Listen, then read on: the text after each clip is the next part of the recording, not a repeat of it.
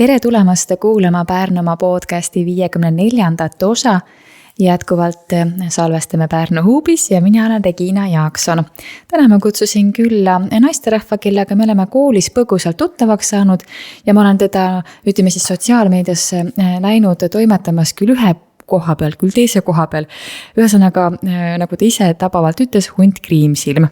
Tere tulemast, Lilia Urb. Tere. Lilia, alustame siis algusest. Miks sa oled hunt Kriimsilm või millest see väljendub? Ilmselt väljendub see kõigepealt selles, et mul on 2 ametlikku töökohta ja siis mul on väga palju selliseid hingelähedasi vabatahtlikke ülesandeid või vastutusi, mida ma olen endale võtnud, et külaselts, naiskodukaitse, Pärnumaa noorsootööühing, siis hoolekogude liige olen ja siis veel niimoodi mitu asja. Ma mõtlen, et teinekord on inimesel 1 töökoht ja ta juba ei jõua. Ja siis sul 2 töökohta, pluss veel mina sain kokku siin mingi 4 või 5 vabatahtlikku organisatsiooni, et kas sul on rohkem aega kui teistel või?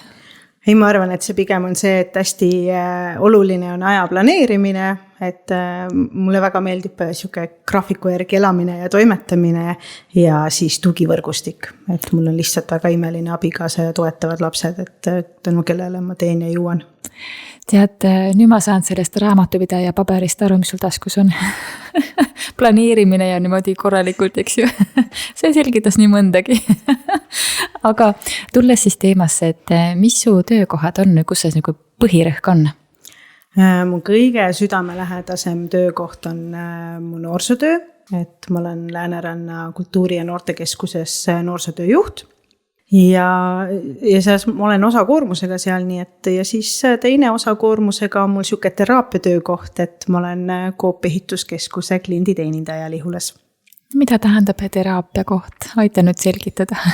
Et ma võtan seda noorsootööd kui missioonitööd ja ehituskeskuse tööd kui teraapiatööd, et mulle väga meeldib mu kollektiiv seal, meil on väga ühtehoidev kollektiiv ja ühtlasi see on selline töökoht, kus kui noortega ma töötan hästi nagu noortepõhiselt, siis seal ma nagu saan olla kasulik ja abivalmis ka täiskasvanutele ja jaakatele ja et see on selline, et sa näed seda rõõmu hetke, kui inimene leiab enda õige värvi või õige tapeedi või kui ta leiab lahenduse mingi, kuidas parandada midagi või kõike siukest, et see on selline ja siis meil käivad seal näiteks jaakad inimesed, kes ei saa oma telefoni PIN-koodiga hakkama, et siis aitame neid ka, et me ikkagi siuke kogukonna koht on mõnus, toetav.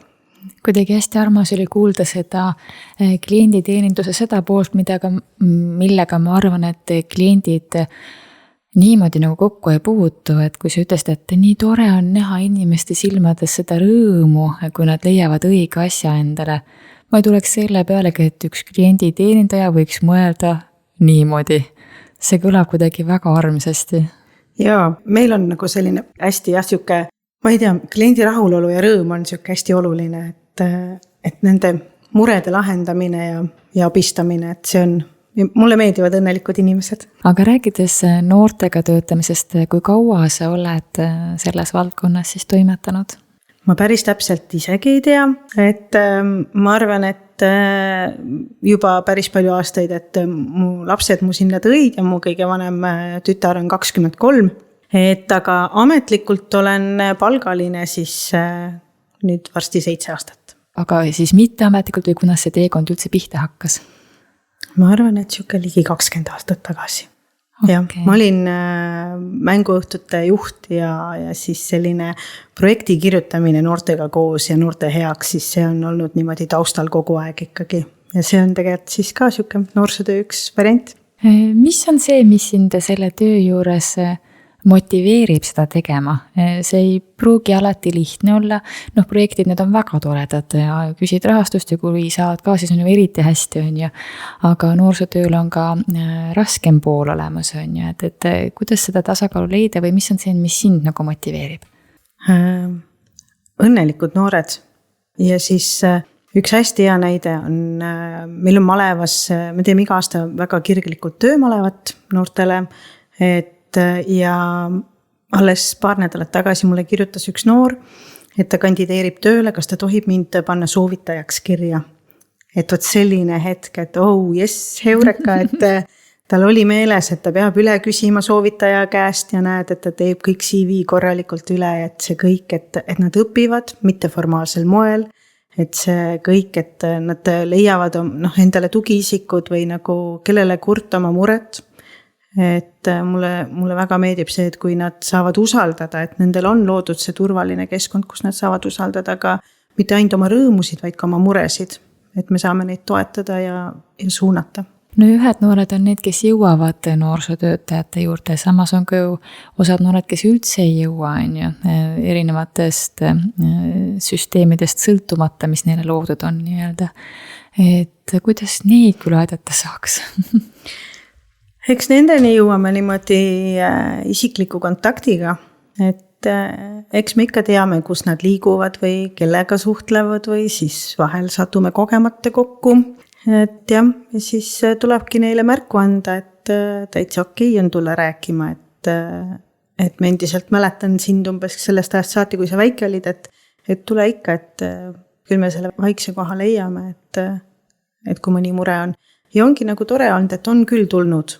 Teinekord tuleb ja jagabki siis oma rõõmu või muret, et ka siis see noor, kes pole kaua aega noortekasse sattunud. No kui sul on nii pikk aeg ikkagi, et siis sa oled näinud ka läbi aja erinevate trendide muutumist, enne kui me salvestama hakkasime, rääkisid Snapchatist on ju, sellist asja sellele, kui sa alustasid, me isegi ei osanud unes näha ette on ju, et see on üks asi, eks ju, mis seal nagu veel ajaga muutunud on? Ja selle Snapiga ma olen tõesti kaasa läinud ka ja see on üks viis, kuidas siis ka hoida kontakti nende noortega, keda igapäevaselt ei näe. Et mind on liitnud enda sõbraks, ma olen lubanud seda ja siis see ühenduse hoidmine. Et kindlasti on igasugused TikTokid ja Be-Reelid ja kõik asjad, et ma tingitun oma vanusest ilmselt kõik ei jõua ära õppida. Et ma olen pannud siis rõhku sellele, et hoian pilku peal siis läbi Snapi. Aga mis on veel selle ajaga muutunud? Ilmselt see COVID ikkagi ka mõjutas hästi palju seda kurba ekraanide taha jäämist. Et see on selline raske pool, et seda vaimse tervise olulisust märgatakse rohkem, et kuidas nad on sinna kinni jäänud. Et võtta nende ekraanide tagant ära toomine on ka siis üks siuke motiveeriv asi, mida siis teha, et need sündmused, inimesed, keda külla kutsuda, asjad, mida teha, et mulle meeldib sellest töötube teha, et nad tulevad siis oma ekraani tagant ära, et nad ise loovad, nad panevad killukese ise ennast sinna, et need on need asjad, jah. Et need on kindlasti palju ka muutunud. Ütle palun see võluvits, mis töötoad noori niimoodi huvitavad, et nad on nõus ekraani tagant ära tulema. See on hästi noortepõhine, see on hästi erinev. Et kes tahab luua ehteid, keda kõnetab šokolaad, kes tahab hoopis tinutuskolbiga midagi teha, või ehitada roboteid, et see on hästi erinev, et tõesti igal noorel on oma tunistused, et ma kõike ei jõua ära õppida, aga siis ma otsin kedagi, kes oskab. Aga kuidas see selgub, et kas see ongi nagu lihtsalt vestluse käigus, et kuidas sa tead, mis on selle noore soovid nii-öelda? Jaa, vestluse käigus hästi äge on, nad hästi palju avavad ennast lauamänge mängides. Et minu üks väga suur hobi on lauamängud ja noortele ka väga meeldib. Ja siis nende käigus, et meil on neid kaardimänge, kus siis tuleb vastata küsimustele, siis liigume niimoodi ühelt teemalt teisele. Või siis kas või need, üks lemmik on mul Kataan, näiteks see on küll kauplemismäng ja selline strateegiamäng, aga sellega raames ma olen ka väga palju õppinud ja teada saanud nende käest, et keda nad on näinud mängimas või keda nad külla tahavad ja kõik nii edasi, et see on väga äge. Kui palju noored tulevad ise ütlema, et Lilia, mul on selline soov, ma tahaksin seda teha? On mõned julgemad noored, aga üldiselt ma rakendan seda, et me aeg-ajalt käime noortekas ja siis ütleme, et aga teeme unistuste pilve või soovide seina või et siis meil on seal seina peal kirjas need suurimad soovid ja unistused ja siis kui avaneb mõni voor, siis ma tuletan meelde, et kuule mäletad, sa ütlesid mulle seda, et nüüd on see võimalus, et tahad proovida, et ma toetan algust lõpuni, et teeme ära. Et ilmselt üks kõige pikemajaline unistus, mida me ei ole saanud täita, on Taukari külla kutsumine, et kõik muu on meil peaaegu õnnestunud. Et... Mille taha siis see jäänud on hetkel? ikka raha taha, aga loodame, et tulevikus saab ka see teoks. No kui on ikkagi siht silme ees, südamesoov saab jõu, siis ühelt maalt see vast ikka täitub. Jaa, nii ongi, et me ikka rõhutan ka kõigile, et ka külaseltsi motoks on meil, et väikesed unistused viivad suurte tegudeni. Millega külaselts toimetab? Jaa, külaselts sai värskelt 16-aastaseks, et enne seda juba toimetasin seal. Meil on siis see külaselts ei hõlma mitte ainult meie oma küla, vaid siis ka meie külaga piirnevaid väiksemaid külasid. Me räägime Kõmsi külast siis? Jah, Kõmsi küla, jah. Me toetame hästi palju kooliga koostööd, me toetame siis karusemälumängu, siis me teeme oma traditsioonilisi üritusi, me proovime arendada siis elukeskkonda nagu paremaks, et ma olen tuntud kui selline vastuvoolu ujuja, et maapiirkond ei tohi välja surra, et maapiirkonnas peab elu jätkuma, et siis kõik võimalikud asjad, et siuksed märgata pisiasju ka, et mida siis paremaks teha ja mida ära teha, et siis see elu maal jätkuks, et oleks atraktiivne kolida maale ja elada maal. Mis on see, mis sinul selle südame just niimoodi põksuma paneb, et sa tahad, et maaelu oleks nagu hinges ja hingestatud, et lihtsam oleks ju minna tuledes ära, isegi Pärnu linnas ilmselt on rohkem võimalusi, on ju. Aga ei, sa oled põikpäiselt otsustanud Kõmsi kasuks, et miks? Jaa, ma olin päris väike laps, kui me Ukrainast Eestisse tulime ja oma teadliku elu olema peaaegu kõik veetnud Kõmsi külas, et see on mulle siuke hingelähedane ja mulle meeldib loodus, mulle meeldib see, et ma saan avada oma ukse ja kuulata linnulaulu või minna jalutama, näha neid kitsesid kuskil suvalise koha peal teed ületamas, et see rahu seal juures ja see, et võib-olla kõigi jaoks ei ole see pluss, aga minu jaoks on see väga suur pluss, et kõik tunnevad kõiki, et me teame täpselt, et me toetame, me hoiame teineteist, et linnas on kõik nii anonüümne või nii võõras, et see mulle meeldib maa juures, et me oleme kõik teineteise jaoks olemas ja toetame. Kui lihtne on sellises keskkonnas ka hoida sellist nagu rahu ja sõbralikku üldsust ja ühtsust. Et ma mõtlen just teinekord noored tahavad teha igasugu lollusi, eks ju. Aga no samas, kui kõik tunnevad kõiki, siis on ju väga keeruline niisugused lollusi teha. Ikka juhtub ka tõsiseid asju, et selles mõttes ja me kõik oleme noored olnud, et seda tulebki tunnistada ja aru saada, et kõik testime, kompame piire ja ka tänapäeva noored teevad seda sama, et tuleb lihtsalt meelde tuletada kogu aeg, et mis on turvaline ja mis ei ole, et tuleb vastutada ka tagajärgede eest, et see on nagu hästi-hästi oluline minu meelest. Ja ma arvan, et see on pigem hea, sest kui midagi juhtub, siis ikkagi nagu tuleb välja, kes kus mida ja need asjad saab lahendatud. Ja ma arvan, et see on pigem positiivne, et alati me ei pea kaasama sinna siis karmimaid jõudusid ja asju, et me lahendame need rahumeelsemalt ja võib-olla mõjusamalt, et mõistavad, et kui neile anti uus võimalus, siis ei rikuta seda niisama lihtsalt. Ja teine on see, kui nad näevad, et neile anti uus võimalus, siis võib-olla ühelt maalt oskavad nad ka ise anda uusi võimalusi. Jaa, just, et oskavad arvestada teistega rohkem, et ma arvan, et see on väga väärtuslik õppemeetod jälle. Me põgusalt peatusime ka enne salvestust teemal kutsestandardid. Kuidas sinu tunnetus selles osas on? No kõigepealt, olles noorsootööjuht, ma väga seisan selle eest, et noorsootöötaja oleks väärtustatud. Sama teeme me siis ka maakondlikud Pärnumaa noorsootööühingus. Et olen ise väga seda usku, et noorsootöötaja palk peaks olema seotud õpetaja alampalgamääraga, sest see, mida meie teeme, on mitteformaalne õpe. Ja me oleme väga olulised samamoodi selles kõiges noorte elus ja nende kaasamises ja mitteformaalsel moel õppimises. Ja isiklikult ma olen väga seda meelt, et noorsootöötajal võiks olla kutse.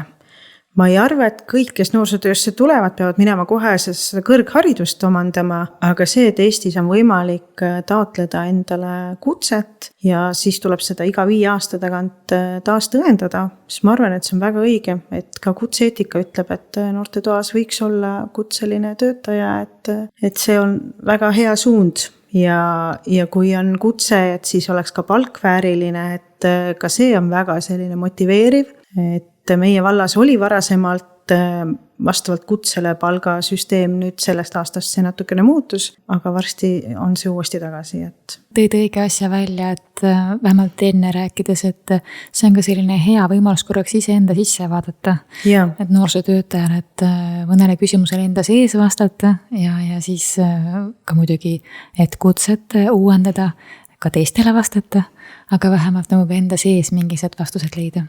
See portfoolio täitmine on väga oluline, et seal need küsimused ja see süvenemine ja see peegeldamine ja see analüüs, et see on hästi, hästi oluline osa, et ja minu meelest on seda tore, et kutse kehtiks iga 5 aasta tagant seda uuesti teha, et sest muidu korra teed ära ja mõtled, tehtud, aga nii on väga hea märgata, et kuidas sa oled arenenud, kuidas oled muutunud, kuidas sa nüüd lähened. Igasugused uued koolitused tulevad peale, uued lähenemisviisid, uued variandid, kuidas noorteni jõuda, et äkki mõni hoopis teine tehnika kõnetab, et mind kõnetab ühte mu töökaaslast hoopis miski muu, et oluline on, kuidas me seda edukalt rakendame. Teine teema, mis mind just selle noorsootöö juures väga nagu paelub, on need samad projektid. No mida ma arvan, et siis, kui sa alustasid, vist ei olnud veel sellisel kujul või oli juba, ma ei teagi. Kui sa kunagi umbes 20 aastat tagasi alustasid, kas siis juba olid ka, ei olnud, on ju. Et kui palju neid lisavõimalusi annavad, see on nii äge. Jaa, et minu jaoks ongi hästi niimoodi ametlikumalt noorsootöösse sattusingi tegelikult puhtalt selle projekti maailma tõttu, et minu imeline mentor Anneli Pikmets, tema siis juhatas selle NOPI üles projektifondini, kus siis külaseltsi noored said esimesed sammud astutud.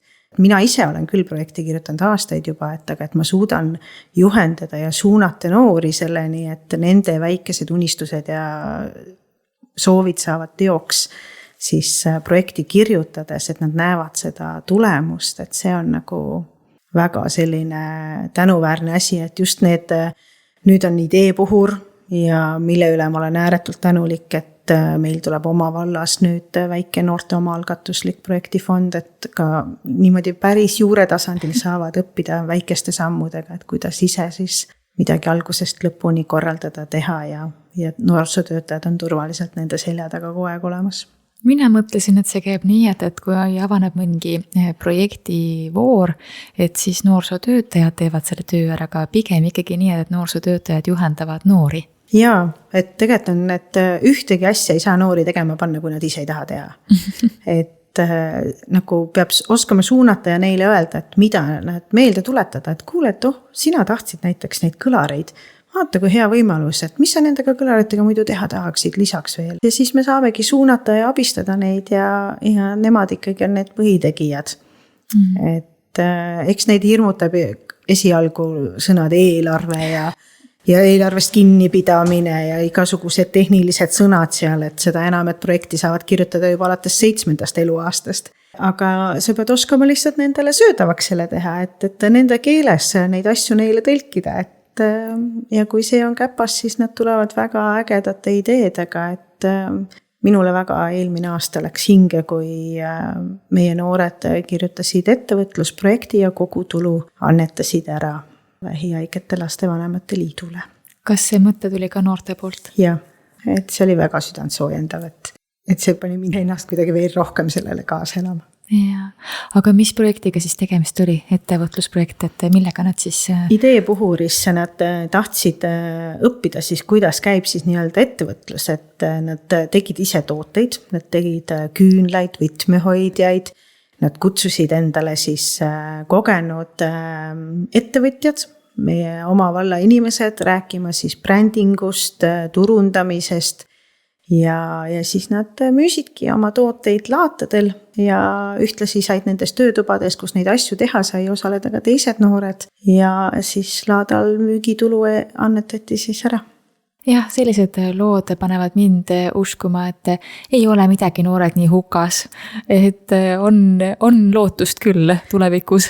Jaa, on küll ja ma arvan, et ka kui mõne noore kohta öeldakse, et ta on ikka täitsa hukas, siis tegelikult ka temas on mingisugune piisikene säde, mida lihtsalt ei ole leitud. et mis on mingil põhjusel seal kuskil peidus, et mõneni on lihtsalt raskem jõuda. Selles osas on noorsootöötaja ikka, kuidas nüüd öelda siis, laveerida psühholoogist kuni emani sisuliselt, eks ju, või isani, kuidas keegi. Et see ei ole üleliia lihtne. Ei ole jah. Ma ei tea, kas enne märkasid, aga mu seljakoti peal on üks sõnapilv, et mida kõike noorsootöötaja teeb. Et seal on tohutult sõnu, seal on projektijuht, koristaja, nõustaja, seal on hästi palju, et mida kõike me olemegi, et mida see üks amet meis kõiges hõlmab. Et ja seda kõike me peame jõudma üheaegselt. Et see on kõige kurvem osa, et väga paljudes Eesti noortetubades on korraga tööl üks ainus töötaja. See on väga koormav, et ka siis võrdselt kõigini jõuda, et see on hästi keeruline. Et ajaga tuleb igaühel oma tehnika, aga see on siuke, et ma arvan, et vähemalt 2 inimest võiks alati platsitööl olla, et jah, aga ehk jõuame nende aegadeni ka. Kuidas te ise selle sees tasakaalu hoiate ja leiate? Jaa, ilmselt meie hobid, kollektiiv, et mina olen väga tänulik oma noorsootöötajale Kristelile, kes on suurema kogemuse pagasiga kui mina, et saame filtreerida, saame tossu välja lasta ja meie imeline ühingutöö on väga suur asi, mida me maakondlikult teeme. Et me oleme ikkagi kokku leppinud, et ka see on siuke hea koht, kus filtreerida, et jagada oma emotsioone ja teha nalja ja ikkagi ongi, siis tuleb leida need ilusad võlud, mis sinu tassikest teed täidab. Et kelle jaoks on see lugemine, kelle jaoks kudumine, kelle jaoks väiksed reisiampsud. Et jah, et ei tohi unustada ennast selle kõige juures ja tuleb osata abi paluda. Mis sinu tassikest täidab? Seal võistlevad oma vahel muusika ja teater ning reisimine, jah. Et mõlemad on sellised, et ma ei käi kinos, ma käin väga harva kinos, et minu jaoks on teater ja muusika need, mis on see vahetu, et mis tõeliselt köidab. Ja siis teine on minna teise kultuuri, teise riiki nautida. No ma tean, et sul on üks hästi äge väljakutse, mida sa jagasid ka enda Facebooki lehel ja millest ma kinni haarasin. See oli mingi rahasummade kogumine reiside eesmärgil. Räägi sellest natuke lähemalt. Jaa, sellest on juba nüüd päris mitu aastat möödas, kui ühe ajalehe uusaasta numbri kaane peal oli kusagil üks tabel ja siis see oli SEB poolt tehtud mingi väljakutse, et raha säästmine. Iga nädal paned ühe summa, mis sinna kuskil ruudustikus kirjas on kõrvale, nii on aasta lõpuks 1000 eurot koos. Ja siis esimesel aastal ma olin väga rõõmus, kui mul õnnestuski, et kõik need ruudukesed ära ristitada ja natukene pealegi ja siis raha ühele kinnisele kontole ära koguda ja siis nende eest ostan magi siis neid kirsihindadega lennupileteid, et maailma näha ja siis ma olen nüüd seda juba, ma arvan, 4. aasta.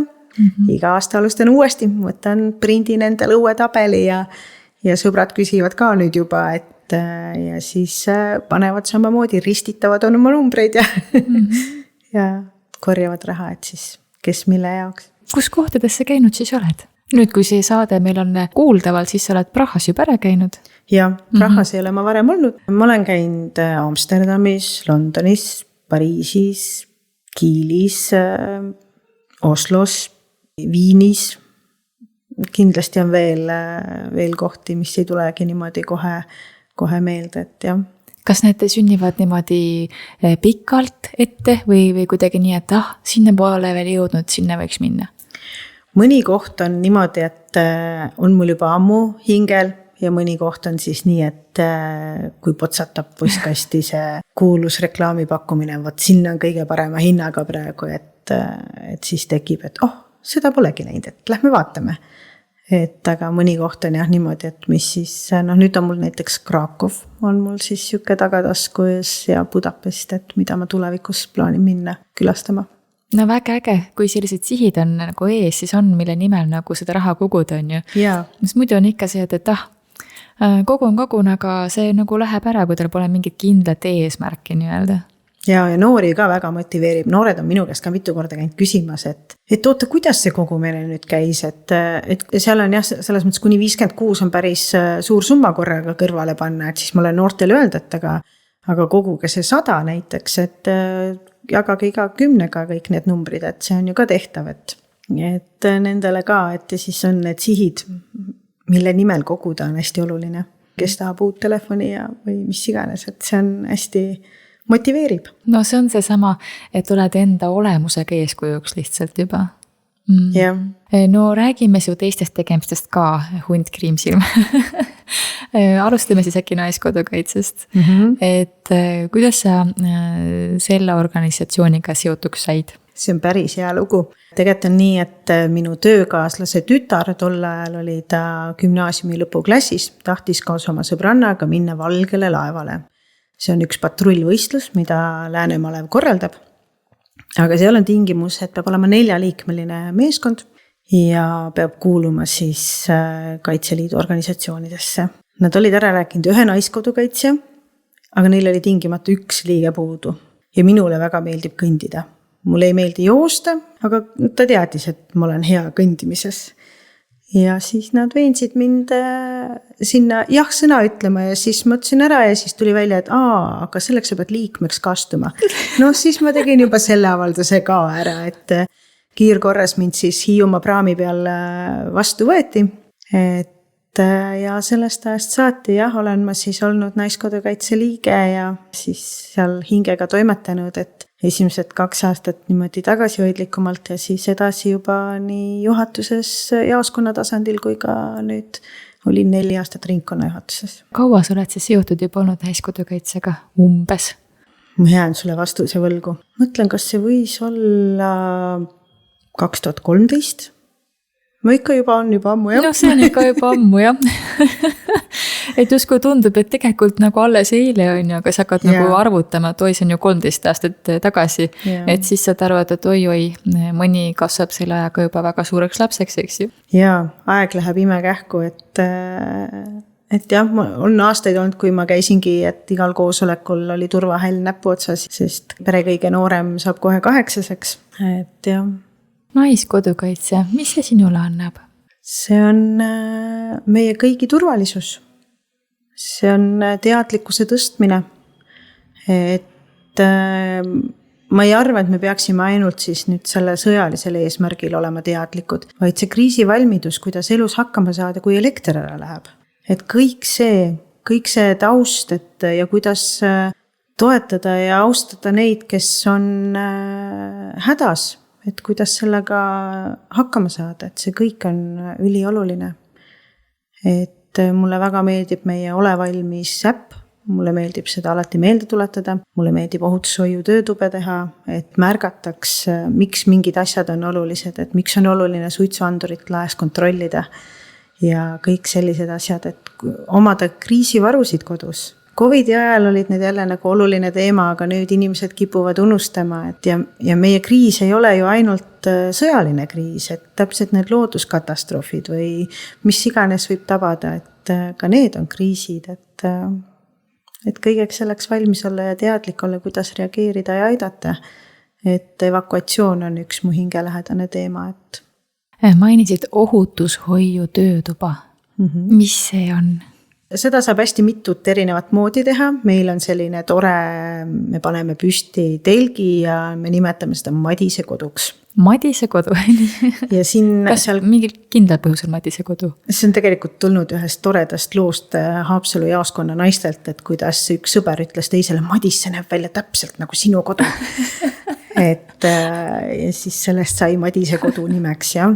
Et me paneme sinna valesti kõik võimalikud asjad. Ja siis tuleb hakatagi märkama ja reageerima, et kuidas siis need õigeks teha või mis on valesti, et lahtist tuld ei jäta üksi. Et siuke väga lihtne elementaarne asi, aga ei jäta küünalt üksi põlema, kui lähed korraks õue, et minul on kurb kogemus, minu kass on sabaga kardina küünle poole lükanud, et suutsime õigel hetkel reageerida, sest see oli järelevalve all, aga mis oleks saanud, kui meid poleks toas olnud, et kõik sellised asjad, et siis sama, et ravimeid ei jäta lapsele kättesaadavasse kohta, ei jäta läpakat voodi peale, sest see vajab õhku, et mingid väikesed detailid, mida inimesed tihti ei märka. Või kui me õpetame lasteaialastele, siis miks peab ära koristama oma klotsid maast? sest kui öösel elekter ära läheb, siis sa ju kukud, sa ju ei näe, kuhu sa jooksma pead, et siuke väike nüanss, aga see on ohutus, seda kõike neile rääkida ja õpetada. Nagu ma aru sain, siis on erinevatele sihtgruppidele sa mõeldud? Ja seda saabki vastavalt vajadusele, et me teeme seda täiskasvanute sündmustel ja koolilastele ja lasteaialastele, et erinevates variantides. Aga kas see on siis see koht, kus pigem nagu juba teatakse küsida teie käest või te ise seda reklaamite välja või kuidas see on, sest et mina ütlen ausalt, mina Madise kodust varem ei olnud teadlik. Et võib-olla Madise koduks nimetame me seda Lääne-ringkonnas, et ma olen see arusaamatu piirkond, kus me oleme Pärnu maakond, aga Lääne-ringkond. Ja ohutushoiu telgiks ilmselt nimetavad seda või siis ohutushoiu õpitoaks teised, et kes teavad, siis oskavad Naiskodukaitset appi kutsuda ja sel teemalisi õpitubasid tegema. Me ikkagi liigume suurtel üritustel ka ja riigikaitselaagrites samamoodi, et juhime sellele kõigele tähelepanu. No ja aprillikuu on ju meil teada-tuntud sinilille kampaania. Sa kindlasti tahad sellest ka rääkida, ma olen päris kindel. ja minu jaoks on väga-väga oluline toetada ka neid, kes on selle rahu nimel väljas käinud, on panustanud, ehk siis meie veteranid. Ja kõik ei tule sealt tervena tagasi ja nad vajavad tuge. Et sinilille kampaania, mis kogu aprillikuu kestab, oma erinevate sündmustega ja see on nagu väga-väga oluline. Et olen oma jaoskonna sinilille saadik siis, et tegelen siis sinilille toodete vahendamisega ja väga tore on, et väga mitmed jaekaubanduskettid on ka kaasa tulnud ja neid oma poodides vahendavad siis neid sinilille tooteid, et ja tulu läheb siis meie veteranide jaoks, et see on hästi, hästi mulle oluline, et kohe kui aprill saabub, siis mina kannan ka sinilille tooteid. Et siis võime eeldada, et kui meil järgmine kord kool on aprillikuus, et siis on sul kottasjadega kaasas. Jaa. Kas sul on juba teada ka tänavused tooted, kas teil need sokid on ka olemas, mis eelmisel aastal olid? Peaks olema küll. Peaks olema. Mis teil veel on? Teil on tegelikult see amploa päris lai, vähemalt on ajaga mul tundub laiemaks läinud. On, et päris esimesed tooted olid ju ainult need rinnanõelad ja kleepsud ja käepaelad, siis nüüd on väga erinevaid käepaelu ja T-särke ja rinnamärke ja siis neid vormi peal kantavaid embleeme ja patsikumme ja puhvkraesid, kotte, et mulle endale väga meeldib helkuriga kaunistatud need sinilille kotid, et need on väga praktilised ja väga ilusad näevad välja. Aga neid tooteid nüüd tuletame ka meelde inimestele, kes ei puutu iga päev kokku Naiskodukaitsetega, kus kohast siis neid tooteid võimalik saada on, kui nüüd jaekaubandusketid välja arvata? Naiskodukaitsed on siis väljas erinevatel üritustel aprillikuu jooksul, kui neid saab siis nende käest soetada. Ühtlasi saab ka kodulehelt ja siis kui keegi teab vähegi lähedal elavat Naiskodukaitsjat, siis saab tema poole pöörduda ja suunab kohe õige inimese poole. Ma olen alati mõelnud, et nende toodetel on ka ju oma tootmishind. Et kas see on siis kuidagi riigi poolt toetatud või kuidas nagu selle poolega on? Ma kogu selle tehnilise poolega väga täpselt kursis ei ole. Ma tean, kes neid tooteid valmistavad, et väga toredad meediaklipid käivad praegu siis, et nende puuetega inimeste poolt, et kuidas nad siis neid teevad ja et väga tore panus, et jah, seal on nagu suuremad koostööd taga. Aga see sama koostöö saabki sündida siis, kui on aastast aastasse juba ennast tõestatud. Teisiti lihtsalt ei ole võimalik selliseid nii suuri projekte läbi viia. Jaa, et ongi, et need asjad ka saavad ilusti reaalsuseks, et üks minu kodukandile kõige lähemal on ju siis Haapsalus ju see välijõusaal, mis on kunagi saanud siis toetuse sealt poolt ka. Aga siis mõnest asjast me oleme jõudnud ära rääkida. Kas meil on midagi veel jäänud puudutamata, milles sa aktiivne oled? Pärnumaa noorsootööhing sai mainitud, eks ju? Ja see on selline tore kus me Reelika Rüütli ettepanekul hakkasime Saugas kohtuma alguses ja nüüd kohtume üle maakonna erinevates kohtades ja sinna on oodatud kõik noorsootöötajad ja huvijuhid üle maakonna. Et see on selline väga vahva, et kuidas meil on saanud siuksest vabatahtlikust koostööst kas siis siuke juriidiline keha ja nagu väga eesmärgistatud ja arendavate tegevustega. Mis te viimasel kohtumisel tegite? Meil käis imeline koolitaja Pille Kriisa. Et koolitus oli, kuidas noori paremini mitte mõista. Mitte mõista?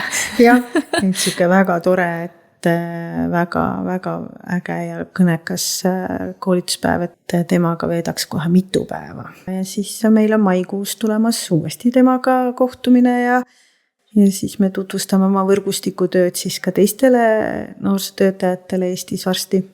Et see vabatahtlik panus kõige suurem, ma arvan, ongi selles külaseltsis, et me oleme ju rajanud rularambi mänguväljaku, korrastanud küla ja ümbrust, teinud sündmuseid, selliseid väga oodatud traditsioonilisi sündmuseid koostöös siis kooli ja rahvamaja ja kogukonnaga, nagu meil on perepäev, mis on siis iga aasta juuni alguses. Ja siis on meil oma kogukonnakeskus, mille me ehitasime siis vabatahtlike ja projektide toel ülesse, mis oli siis ennem üks lagunev katlamaja, mida siis näitas ka abikäesaade, sest nemad tegid meile ägeda jõusaali.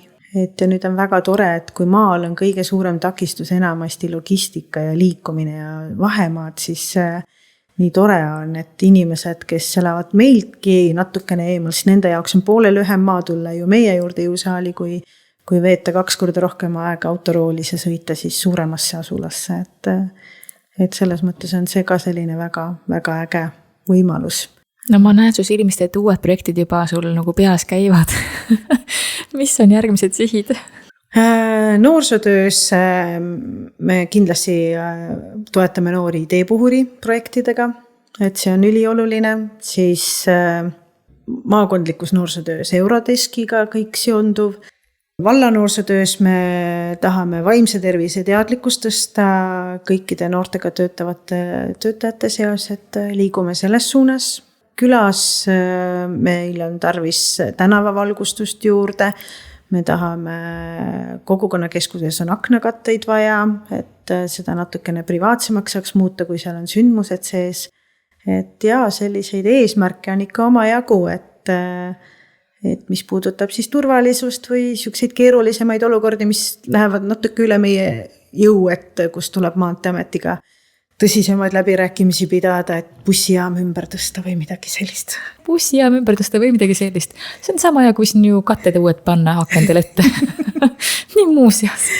Ja, et me tegelikult aastad on näidanud, et meie bussipeatus on vale koha peal, ohtlik või ebamugav ja et sellega tuleb tegeleda, aga ega nemad ju ei tea, kui keegi suud lahti ei tee ja kohalikul tasandil kurtmine ei aita ju, et siis tuleb ikkagi julgus kokku võtta ja hakata kirjutama ja tegutsema selles suunas, et ma olen väga paljugi seda meelt, et kui sa julged kurta, siis tuleb julgeda tegutseda. Vastasel juhul ei ole see kurtmine või vingumine või kes kuidas tahab öelda lubatud. Et ühesõnaga, kui tahad vinguda või kurta, siis tegutse enne. Just. Et siis on lubatud. Ja, et siis sa tead, et sa oled vähemalt panustanud, et midagigi muuta. Et see nii sama, et mis me seda negatiivset energiat siia maailma purskame, et seda ei ole vaja, et märkame parem ilusaid asju, ütleme, et oi näed, täna on huvitavalt sombune, miks me ütleme, et nii vastik ilm, et ei ole ju minu meelest ka see maagia selles udus on väga suur, et see on täpselt, kuidas sa ise tahad seda sõnastada endale, et milliste prillidega sa maailma vaatad. Täna hommikul eriti sõites tööle mõtlesin, issand kui udune, et kuidas siis võiks sõnastada, kui kütkestavalt udune saab käinud lähedale näha. Jah, et kui maagiline, et vaata, kus ootavad üllatused, et kuidas sa natukene edasi lähed, et hästi maantel sõidame märksa aeglasemalt, et need üllatused ootamatult ei tuleks, aga... Aga see võtab ka aeglustuma, võib-olla see on ka oluline. Märkama. Mulle tundub, et see on väga hea koht, kus ka tänane saade kokku võtta, nii et suur aitäh sulle, Lilia. Ja järgmise suhtlemiseni, meie küll sinuga näeme juba koolis, aga siis ilmselt mõne teisega, kellega sa täna kokku puutud. Aprillikuus on kindlasti kotikene kaasas, nii et tasub sellega arvestada. Just, aitäh.